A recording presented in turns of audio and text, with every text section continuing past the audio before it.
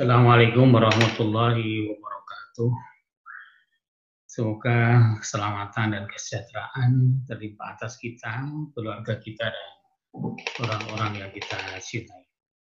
Bapak-bapak, ibu-ibu, saudara-saudara warga Yogyakarta yang saya hormati, saya dari Biro Bina Mental Spiritual Sekretariat Daerah Bina Yogyakarta. Dalam kesempatan yang berbahagia ini akan menyampaikan hasil kompilasi atau rangkuman gagasan dari para tokoh budaya, tokoh agama, dan tokoh lintas iman di daerah istimewa Yogyakarta berkenaan dengan harmoni antara budaya dan agama. Harmoni antara budaya dan agama ini merupakan basis kerukunan beragama di Yogyakarta, dan paparan ini merupakan bagian dari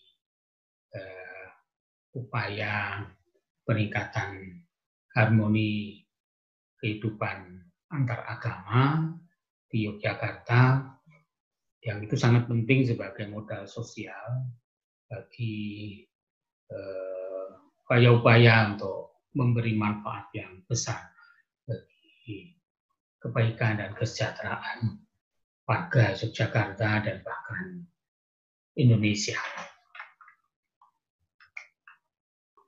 Bapak, Ibu, saudara-saudara yang saya hormati, kemudian ini berangkat dari hasil identifikasi bahwa ketika agama itu disandingkan, disenyawakan dengan politik dalam pengertian politik rendah, yaitu politik yang hanya berorientasi pada kekuasaan, baik mencapai kekuasaan, mengexercise atau memanfaatkan kekuasaan, dan menggunakan kekuasaan untuk mempertahankan kekuasaan. Ya. Jadi ketika agama disenyawakan atau disandingkan dengan politik macam itu, maka yang terjadi adalah sikap keras, sikap radikal, sikap selalu memaksakan keinginan dan ambisi-ambisi pribadi. Dan ini hal yang tidak ideal. Ini adalah politisasi agama yang kita tidak harapkan. Yang kedua, ketika agama itu disandingkan, disenyawakan dengan ekonomi, maka agama itu akan berubah menjadi komoditas. Terjadi komodifikasi agama, ajaran agama, amal agama, bahkan tokoh-tokoh agama. Orientasinya adalah pada pasar, orientasinya adalah pada nilai keuntungan. Akan tetapi kalau agama itu disandingkan, disenyawakan gitu, dengan budaya, maka yang diharapkan terjadi adalah harmoni. Harmoni antar manusia. Kalau manusia itu bisa agamanya berbeda-beda, keyakinannya beraneka rupa, akan tapi tetap ya, yang tetap mereka semua adalah manusia. Manusia yang berbudaya. Pelaku agama adalah pelaku budaya. Dan ketika agamanya berbeda, tapi tetap kita ini sebagai sesama manusia yang berbudaya. Oleh karena itu, kemudian berikutnya lebih bertitik berat kepada harmoni antara agama dan budaya. Dan untuk hal yang semacam ini, maka Yogyakarta adalah contoh sekaligus saksi, sekaligus bukti bagi harmoni antara agama dan budaya. Dalam sejarah kita mengenal kerajaan Mataram Islam yang dibedakan dari Mataram yang berbasis agama Hindu. Bukan kita mempertanyakan agama, tapi periodisasinya. Mataram Islam itu didirikan dengan ibu kota gede, ya, pada tanggal 30 Oktober 1578, ya, putra angkat Sultan Hadiwijoyo dari Pajang, itu yang bernama Danang Situwijoyo, dinobatkan menjadi raja pertama kerajaan Mataram ini, ya, atau yang dikenal juga sebagai kerajaan Meksikodo, bergelar Panembahan Senopati Ngalogo Sayyidin Panotogomo Kalifatullah Tanah Jawa. Ini adalah penanda berdirinya kerajaan Mataram Islam.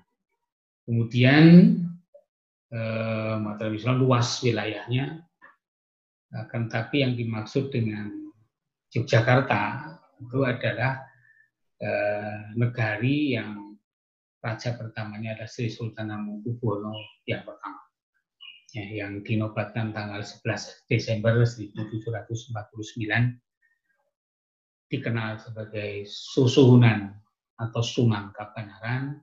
Beliau bergelar Sampeyan Dalem ingkang sinuwun Kanjeng Susunan Senopati Ngalogo Ngabdurrahman Sayyidin Panotogomo Kalijaga. Lalu beberapa tahun kemudian setelah penobatan Sultan Hamengkubuwono yang pertama tanggal 13 Februari 1755 ditandatangani perjanjian Giyanti antara VOC dengan Pangeran Mangkubumi. Ya, ini dicatat sebagai tanggal berdirinya Kasultanan Ngayogyakarta Hadiningrat yang merupakan pilahan atau palihan atau separuh dari Mataram. Sehingga Sultan Hamengkubuwono yang pertama ini menguasai wilayah kerajaan Ngayogyakarta Hadiningrat beserta separuh dari wilayah mancanegara. Wilayahnya sampai Madiun, Magetan, Caruban, Pacitan, Kertosono, Tulungagung, Bojonegoro, dan Grobogan.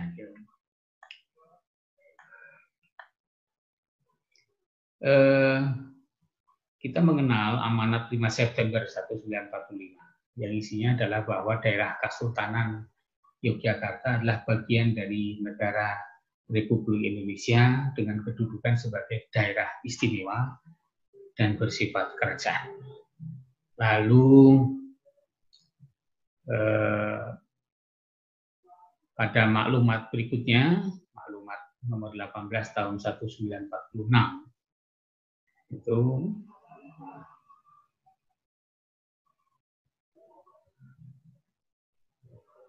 Sultan Hamengkubuwono IX dan Paku Alam ke-8 memaklumatkan bahwa Kesultanan Yogyakarta dan Kadipaten Pakualaman ya itu menjadi satu dalam sebuah daerah istimewa. Baru 4 tahun kemudian, ya, pada tanggal 3 Maret 1950 terbit Undang-Undang Nomor 3 tahun 1950 tentang pembentukan daerah istimewa Yogyakarta. Lalu pada tanggal 31 Agustus 2012 terbit Undang-Undang Nomor 13 ya, tahun 2012 tentang keistimewaan daerah istimewa Yogyakarta.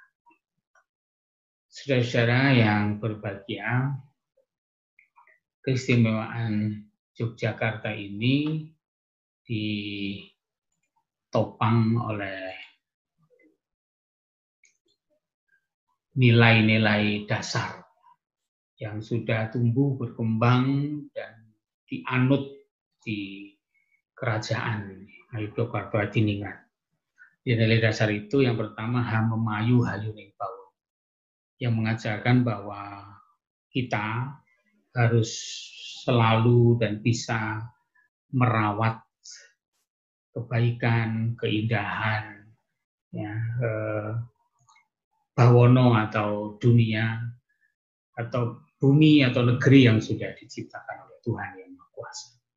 Lalu nilai dasar sangkan paraning dumadi, ya, dari mana kita berasal, sangkan paran, dan sangkaning dumadi dan kemana kita akan menuju paraning dumadi. Pemahaman sangkaning dumadi, paraning dumadi ini menyebabkan seseorang itu manunggalkan keinginan, kehendaknya dengan irodah dari Tuhan Yang Maha Kuasa. Ini yang disebut manunggaling kawula Gusti. Juga tahta untuk rakyat. Nilai ini mengajarkan bahwa ya, pemerintah itu bekerja untuk melayani masyarakat. Jadi bukan pangreh projo memerintah masyarakat demi kesejahteraan penguasa, tapi pamong projo, momong mengasuh melayani masyarakat untuk mencapai kesejahteraan. Lalu ada nilai yang disebut sebagai joget Mataram, yaitu golong gilik, ya, tekad yang bulat, bertauhid, meyakini Tuhanan Yang Maha Esa, sawiji, fokus, mengerahkan segala daya dan upaya, sumber daya, greget, semangat, sungguh, ya, percaya diri, ya, dan ora minggu, tidak lari dari tanggung jawab. Lalu ada catur gotro tunggal dengan sumbu imajiner dan sumbu filosofis. Ya, nanti akan kita terangkan lebih lanjut. Lalu juga masjid-masjid yang disebut sebagai masjid Patok Negoro yang memiliki dua fungsi. Fungsi religi, yaitu sebagai rumah ibadah bagi kaum beriman, sekaligus sebagai fungsi pertahanan. Jadi masjid-masjid di keempat kiblat itu, utara, selatan, timur, dan barat, merupakan basis pertahanan rakyat, ya, yang religius.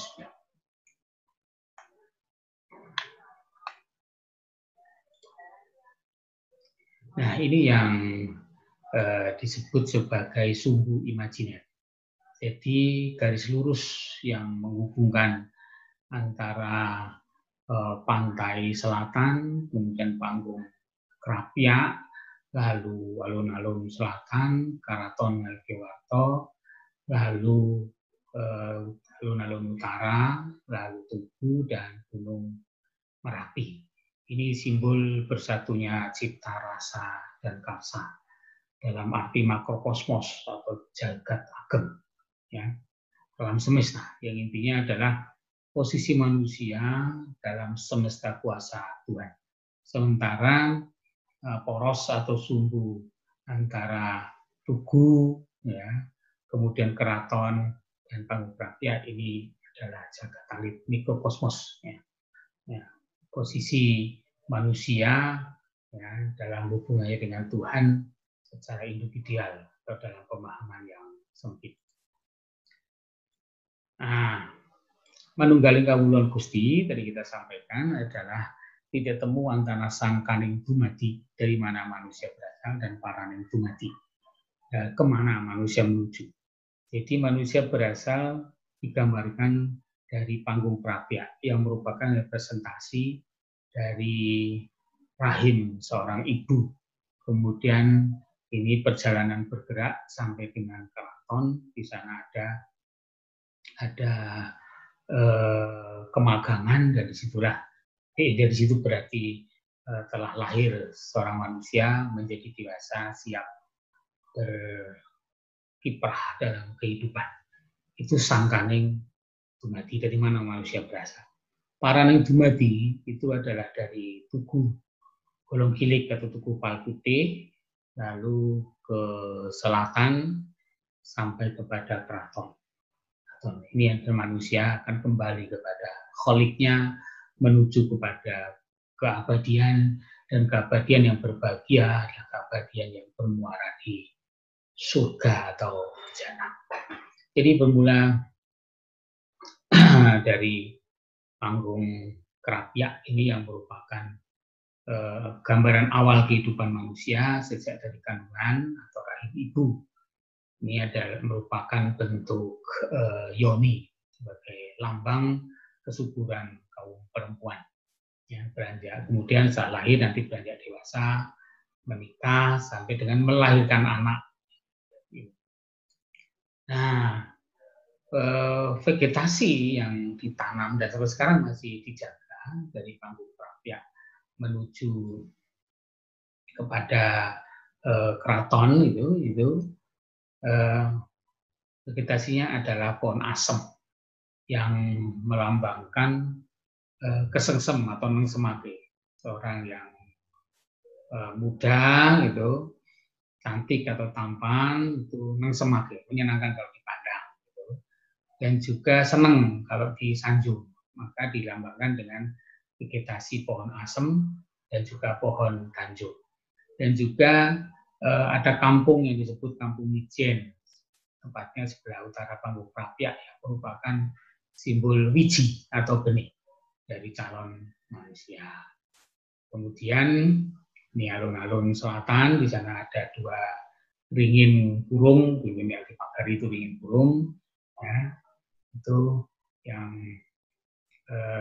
menggambarkan busur dengan anak panahnya, artinya pemuda yang atau remaja yang dinamis melesat bagai lesatan anak panah. Kemudian di sana juga ada dalam selatan sekitarnya itu ada pohon kueni yang menunjukkan wani, pakel atau akil balik manusia sudah dewasa berani melangkah pada kehidupan rumah tangga. Ya, kemudian mereka berumah tangga, menikah, lalu akan terjadi persatuan benih, lalu akan akan mengandung, ya. Yang dia lagi simbolkan dengan halaman kemandungan. Ya. Kemudian nanti lahir digambarkan dengan regol atau pintu gadung melati. Lahir anak, lantas sampai ke kemagangan, anak itu tumbuh menjadi remaja dan dewasa. Itulah sangkaning dumadi, dari mana manusia berasal. Sementara setelah dewasa, perjalanan kembali menuju Tuhan itu disimbolkan dimulai dari tugu golong gilik atau tugu pal putih. Ya, maka niat yang suci, ya, iman yang kukuh, kemudian bergerak ke selatan dari Tugu ke Jalan Margotomo, ya, Margotomo yang dulu namanya Jalan Pangeran Mangkubumi, lalu Jalan Pangeran Mangkubumi setelah rel kereta api itu berganti nama menjadi Jalan Malioboro, lalu pas di Pasar Beringharjo itu Jalan Ahmad Yani yang sekarang menjadi Jalan Margomulyo. Lalu pada titik 0 km berubah menjadi Jalan Panguraan dan seterusnya. Jadi Margotomo itu jalan keutamaan, artinya jalan takwa, jalan ketakwaan.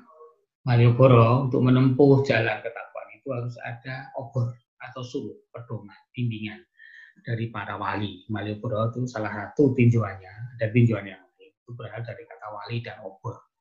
Wali obor, Malioboro, tapi menjadi aktif. Artinya suluk obornya para wali itu harus diterapkan. Ya. Kemudian Malioboro itu menggunakan bimbingan para ulama, para agamawan, para wali, maka perjalanan diteruskan menempuh Margomulyo, jalan kemuliaan. Jalan ketakwaan menuju Tuhan itu jalan kemuliaan.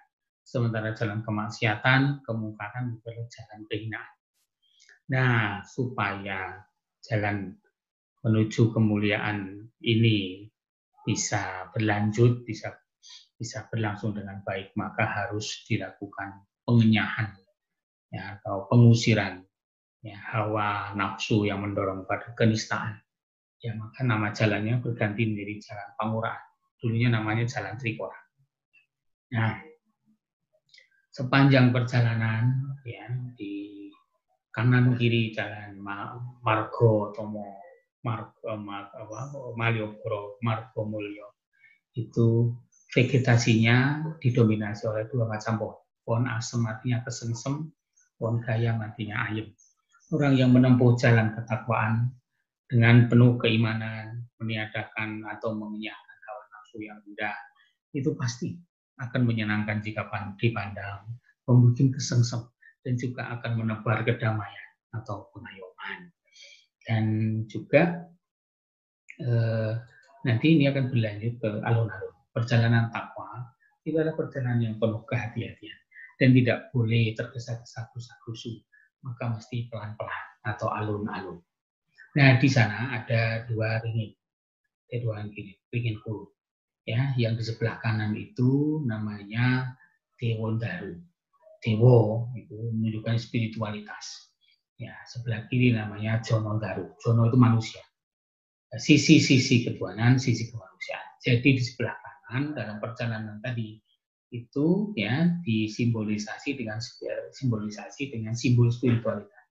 Di sebelah kanan itu di Jalan Malioboro itu ada yang namanya gereja Ngejaman dan juga ada Masjid Gede Kauman Yogyakarta. Itu simbol spiritualitas. Sementara yang di sebelah timur, yaitu di sisi Jonondaru itu ada simbol-simbol keduniaan, yaitu gedung pemerintah, ada gedung DPRD, ada gedung Komplek Kepatihan, Pemda DIY, kemudian ada pasar Beringharjo. Jadi hidup itu dalam keseimbangan. Makanya pasir yang menyusun alun-alun utara Yogyakarta ini ya itu memiliki sifat kalau malam itu dingin, kalau siang itu panas. Lambang bahwa dunia ini adalah penuh keseimbangan antara siang malam, dingin panas, susah bahagia, susah gembira, ya, nestapa dan bahagia dan seterusnya, laki-laki dan perempuan itu pasangan. Ini adalah keseimbangan. Kemudian perjalanan ini berlanjut menuju kepada keabadian yang indah. Makanya di dalam perjalanan tadi kita akan bertemu gapuro atau kori, pintu kecil maupun pintu besar. Ada gapuro geladak itu di sebelah kantor pos besar, juga di antara kantor pos besar dengan gedung BNI 46 itu. Gapuro geladak, dan sekarang gapuronya sudah tidak ada, namanya geladak. Gapuro Pangurahan Jawi, ya sebelahnya lagi gapuro sebelum masuk alun-alun. Gapuro Pangurahan Melbet, ya. Lalu masuk keraton itu nanti ada kori atau gerbang Sitinggil, kori Brojonolo, kori Kamandungan Lor, dan kori Donopretopo. 7 ini, nah disebut sebagai the 7 steps to heaven, 7 jalan atau 7 langkah atau 7 pintu ke surga. Nah, lambang-lambang surganya itu ya Bangsal Pangurahan Jawi, Bangsal Pangurahan Melbet, Alun Utara, Sitinggilnya sendiri, ya, Kamandungan Utara, Bangsal Sri Manganti, dan pelataran Kedaton itu sendiri yang merupakan simbolisasi dari surga-surga yang disebut dalam kitab suci, Firdaus atau Paradise, surga Aden atau Eden, surga Khulud, surga Naim, surga Darussalam, ya, rumah damai, Darul Jalal, rumah kemuliaan, dan surga Mahwa. Dan pada akhirnya nanti setelah melalui Bangsal Sri Manganti, artinya alam barzah, lalu manusia itu masuk kepada keabadian yang disimbolkan dengan pusaka Keraton Yogyakarta yang bernama Kanjeng Kyai Wiji, yang merupakan lampu yang tidak pernah padam semenjak Sultan Hamengkubuwono pertama sampai sekarang. Selanjutnya harmoni antara budaya dengan agama juga dilanjutkan dengan pembangunan basis pertahanan yang bersendikan agama, yaitu Masjid Patok Negoro. Ada empat arah arah mata angin, kiblat papat. Ya, Masjid Ploso Kuning di sebelah utara di Ngaglik, Masjid Pelangi di barat Laut Gamping, lalu Masjid Dongkelan itu di sebelah selatan atau barat daya di Bantul, dan Masjid Babatan juga di Bantul. Ini visualisasinya, ini Masjid Sultani Ploso Kuning, lalu Masjid Jami Anur Melangi, kemudian Masjid Dongkelan ini yang sebelah selatan, dan Masjid Babatan itu yang sebelah timur. Jadi dalam keistimewaan DIY itu ada 5 urusan. Salah satu urusannya adalah kebudayaan. Fokus pembahasan kita adalah tentang harmoni budaya dan agama. Jadi inti dari keistimewaan pada urusan kebudayaan adalah memelihara, melindungi, menguatkan, mengembalikan, mencegah kerusakan, memanfaatkan, serta mengembangkan budaya dalam arti seluas-luasnya. Ada saksi abadi harmoni antara budaya dan agama, yaitu pada Masjid Mataram Kota Gede. Ini adalah masjid dari zaman Panembahan Senopati Raja pertama Kerajaan Mataram. Masjid ini secara arsitektural ini Hindu. Ya, secara sekilas tidak mencerminkan ini adalah bangunan yang digunakan ibadah umat Islam. Tapi fungsinya adalah sebagai tempat ibadah umat Islam. Ini harmoni. harmoni agama dengan budaya. Kemudian juga di komplek Masjid Prambanan itu di sebelah sana ada candi, bukan Masjid Prambanan, Candi Prambanan, yang tempat ibadah kaum Hindu. Di sebelah sananya ada yang namanya kelompok Candi Sewu, karena saking banyaknya itu adalah Candi Buddha. Jadi berdampingan secara secara etnis dan religi.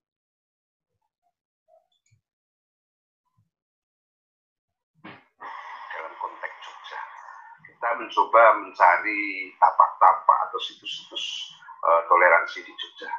Kalau kita lihat, misalnya Masjid Mataram Kota Gede sebagai situs pertama Islam. Di sana kita akan menyaksikan sebuah bangunan yang sangat unik. Karena Masjid Mataram itu pagar kelilingnya Hindu, Hindu total, ya, sampai gapuranya. Bangunannya Jawa.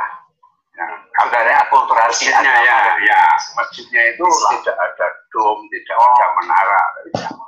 Tapi fungsinya Islam. Minimal itu sudah menyangkut 3 elemen.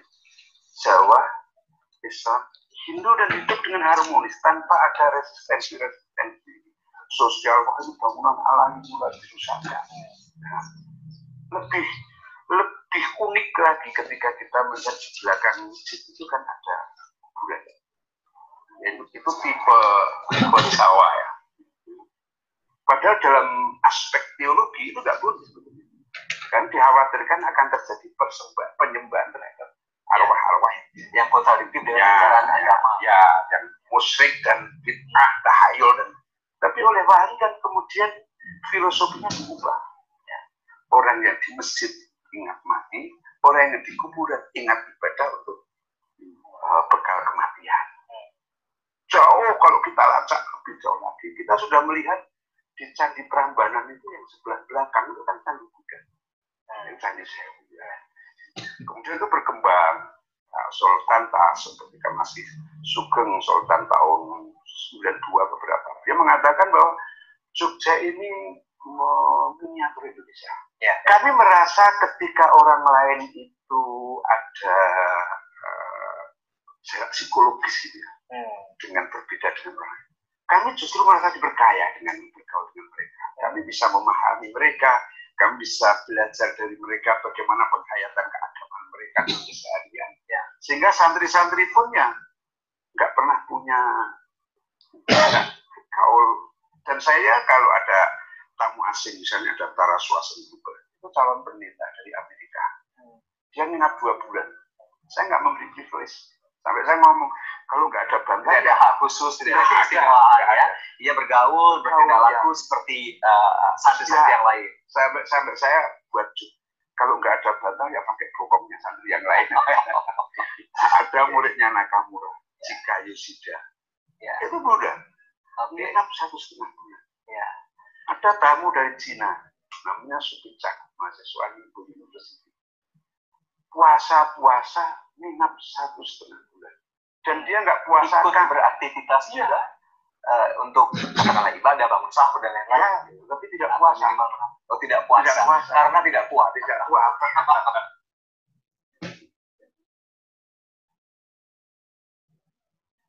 Ya, di tahun 2011 itu terbit Peraturan Gubernur DIY nomor 4 tentang tata nilai budaya Yogyakarta. Jadi tata nilai budaya Yogyakarta itu adalah intangible asset atau kekayaan tak benda yang tidak ternilai harganya. Dan ini perlu dilestarikan, dikembangkan, dilindungi, ya, dan dijaga kekhasan. Yang pada intinya adalah joget Mataram tadi sudah kita sampaikan, Tangkolong Gilik, Nilai Sawiji, Greget, Sengguh, Orang Minggu.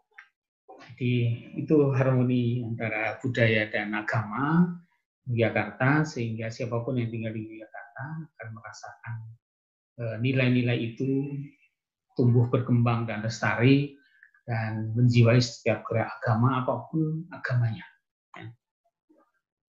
kata Gus Dur itu Islam di Indonesia timbul dari basis kebudayaan.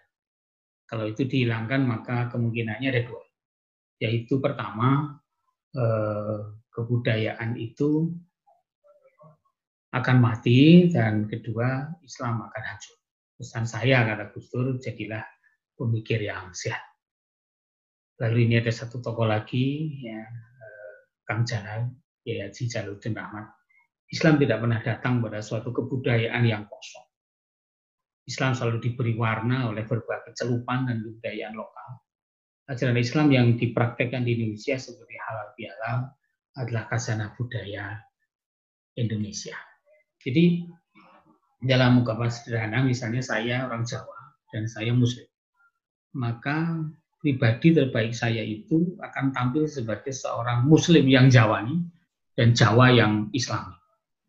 Bapak Ibu, saudara-saudara warga Jakarta yang berbahagia, demikian urian kami yang merupakan sekali lagi rangkuman dan kompilasi pemikiran para tokoh budaya, tokoh agama dan lintas iman di Yogyakarta. Mudah-mudahan bermanfaat, dan harapan kami dari Biro Bina Mental Spiritual dari Sinode Jakarta adalah mari kita tingkatkan toleransi dan mari kita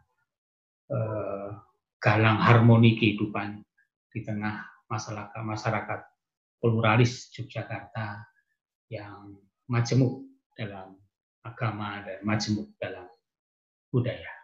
Assalamualaikum warahmatullahi wabarakatuh.